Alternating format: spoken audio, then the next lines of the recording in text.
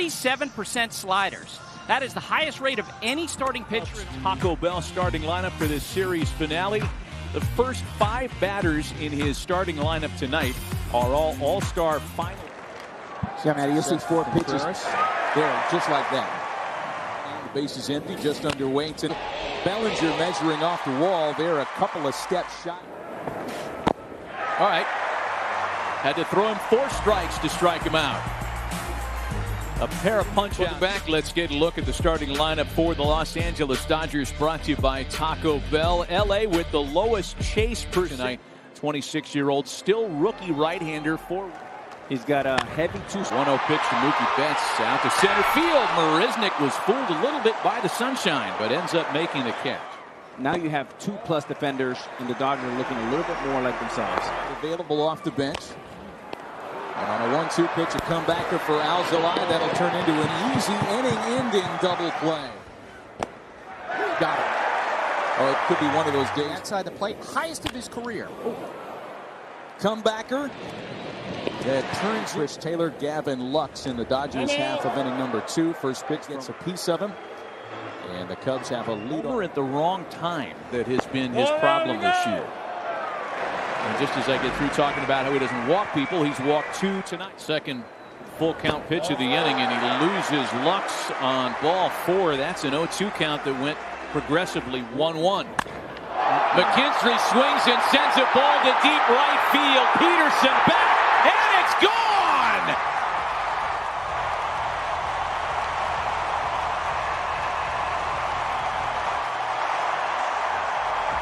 Rookie versus rookie, and the hitter wins. A grand slam has really given Alzolay a hard time this year. And a called strike 3 to Barnes. Kershaw with a hard hit ball to second for Eric Sogard, out number 2. Betts with a sharply hit ground ball to a perfectly positioned Javi Baez. Throws in the dirt, and Rizzo can't make the play. Inning. High drive out to right field. Peterson backing up, feeling for the wall, and that one's gone. Homers in back-to-back days. That thought moments ago. And it looks like he is indeed back. And boy, for Dodger fans, it is great to see the former MVP back. And managers and feel the crowd. It's awesome. Here's Matt Beatty, the guy who's. Is there a number that's out there that? I think that 3,000 hit for me is what's staying the most. 2 strikes to Eric Sogard. Patrick Wisdom aboard on a leadoff base hit, first base. And he can throw that slider 2 or 3. Start texting me about it. He is so passionate and so smart and so diligent about the way he's gone about his work. Curveball got him. And Alzolay gets a call today. Gavin Lux has a base hit into right. This matchup for sure. Perez, and that's what he got. To center field, well hit, but Marisnick runs down a hot shot here. No brainer. Wow.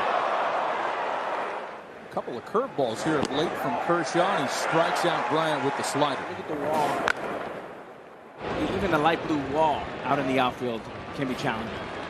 I mean, the biggest challenge of all, and I've heard, I don't know if there's actually a Pantone color for that white. Well, Javi Baez just got him. Off the end of the bat, still strong, and Kershaw opposite field. Baez 18th of the year, and the Cubs are on the board in the 4th.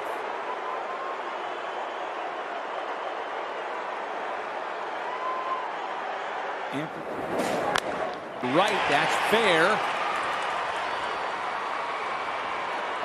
For Chicago to score with 2 out in the inning. They're going to have to settle with the 1, however.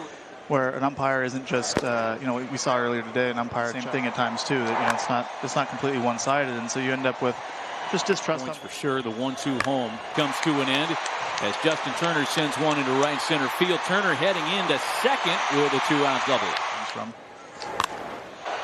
The ball back up the middle that will make for an end of the inning. Trevor, thanks for the thoughtfulness. Imaginable. Big curveball strikes out Patrick Wisdom. 1-1 to Chris Taylor. Chopper to third. Nice barehanded pick by Sogard. Right about that. It's a bouncing ball into the shift. And the Cubs can't turn the double play. To see the baseball. A couple of really good breaking balls from Tommy Dan. Lux running. Throw down from Contreras. Skips away. And it's a stolen base. A wild one that gets away. And the 3-2 curveball locks up Barnes. On the ground for the shortstop, Lux. Bryant now. Off the fists with a lot of English on it, and a tricky play there for Taylor, who stays wage at 33 in his 14th season, and that slider has been filled. Don't do anything rash, don't get hurt. The night's going too well. Series that begins tomorrow. Mookie Betts out to right field. Bryant lays out, and it's past him. Of innings of work. It's going to be more than enough to tag and score Betts. 7-1 Los Angeles on Bellinger's third RBI of the night. With the World Series. Yeah. A swing and a miss by Turner. You have to look slider. And he did. Trading deadline, July 31st. A chopper. Turner makes the play at second and gets to kind of reevaluating all kosher, and then one that's kind of illegal. Ball there. Bouncing ball backs up Sogard. Perfect throw, one away.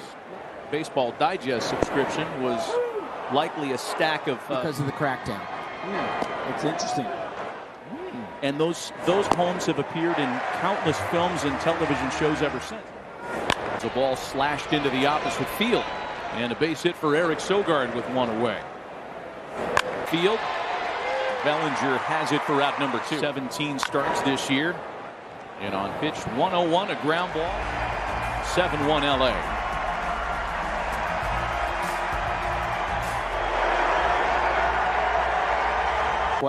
Kershaw handled it with class as always, smiling his way through. Bullpen. He pitched yesterday. Ortega saying he's got it, and he doesn't. If you're going to call him out like that, so maybe there should be like a punishment. Traveled a first rounder by the Giants back in 2. For Barnes tonight. And man, to Sergio Alcantara. And he goes around. 3 in a row for Los Angeles. A magnificent night for Clayton Kershaw in a 7-1 Dodger victory. Hey, Clayton. It seemed like you got a lot of those strikeouts on the slider. Generally speaking, what was kind of working for you today? Yeah, I was getting some swing and misses on that. I would say that was good. Able to use that to both sides of the plate. I told it to Dave too, but anytime you get to pitch a 4:15 game at Dodger Stadium with the shadows, it's a good game. You know, the not easy to see there. So I'll take it for sure. You know, last year being the short season and stuff, you know, have you done anything different preparation-wise or done anything to kind of, you know, because you guys are now, right, those of you guys that have been taking the ball every 5 days, you're at the point now, right, where you've surpassed your innings from last year. What have you done in that regard? I don't know what you can do. I mean, I just hopefully build on what you've done in the past. And, you know, it's not an easy thing for any team to figure out exactly how to prepare for it. I haven't done anything different. I just hopeful I'll hold up.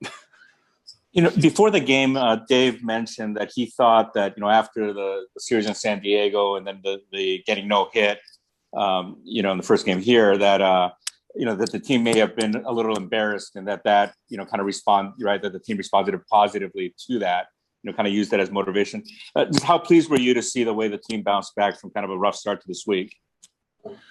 Yeah, I mean, I don't know about embarrassed or anything like that. We just got outplayed for 3 games. So over the course of a season, that's going to happen. But then coming back here and then, you know, being no hit and stuff, I think that maybe it was a wake-up call in some regards. But at the end of the day, sometimes, you know, hitting's not easy and you kind of go with the ebbs and flows. And I feel like as starting pitchers, we gave up a homer in the first inning for like 5 straight starts or something like that. So putting guys behind the 8 ball, it was kind of a collective effort, the reasons why we were struggling there. So kind of got back on the high the last 3 games, and it was good to see, and I think going into the Giants games the next 2 days with some momentum is a good thing.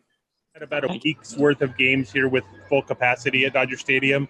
I'm just wondering, have you had any takeaways from these games, like how they're different or how you might have missed it since, the last year and a half or so? Yeah, I missed it so much. I think it's just it's something that I think we took for granted and then realized how special it is to have a full crowd and then have Dodger fans and, have it 56, 55,000 people plus and loud and just all of it. So I missed it. It's awesome. I don't ever want to go back. And it was a grind. It was hard to do. And so I don't ever want to have to go back to that for lots of reasons. But it's been special the last, week or so of having full stadiums for sure. Next question is from Mike DiGiovanna. Go ahead. Clayton, did you sort of know from the get-go that you had your A game, your good stuff today?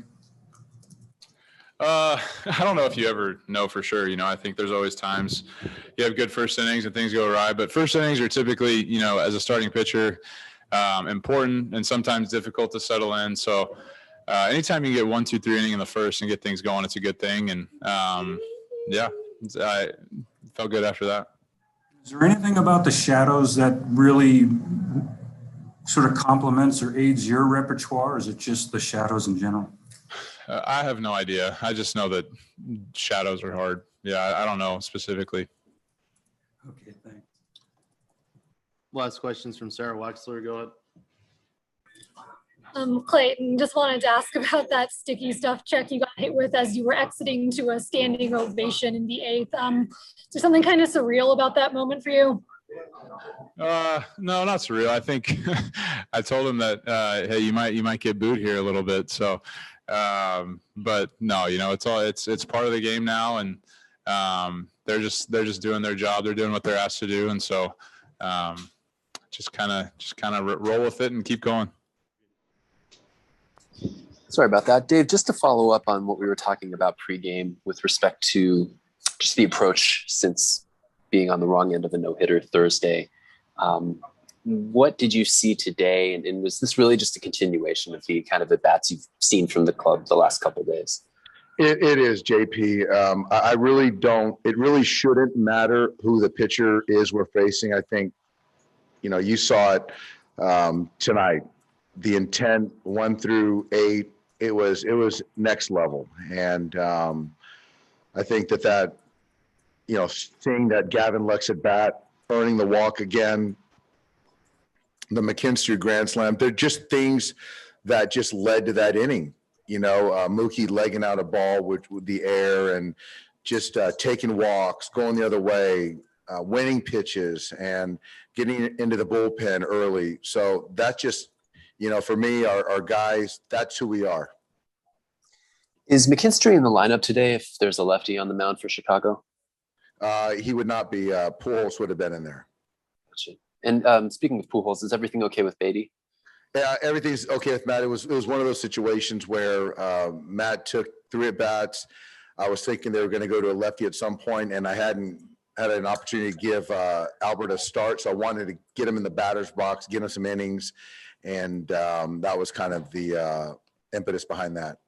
Last one from me. Was this the best you've seen Clayton this season? I can't recount every start. I don't know how many starts he's made, but as far as the sequencing, using every part of the strike zone today, probably, yeah. I mean, I think 12, 13 punch, 1 walk. Rhythm was good. Austin was fantastic back there. Clayton, it's hard to imagine him being any better, put it that way. Zach McKinstry was just in here, and he sort of talked about an adjustment that you guys made with him in San Diego, and that was to keep his eyes open on contact. Have you ever sort of had that with a player? That was a new one for me. I think that was one of the hitting guys working with him in the cage and just realized that at contact, his eyes were closed. So I actually commend Zach for having the success that he's had up to this point with having his eyes closed at contact. So I guess some of the things that you take for granted, I'm glad we detected that. But yeah, I guess he probably wouldn't hit the grand slam if his eyes were closed.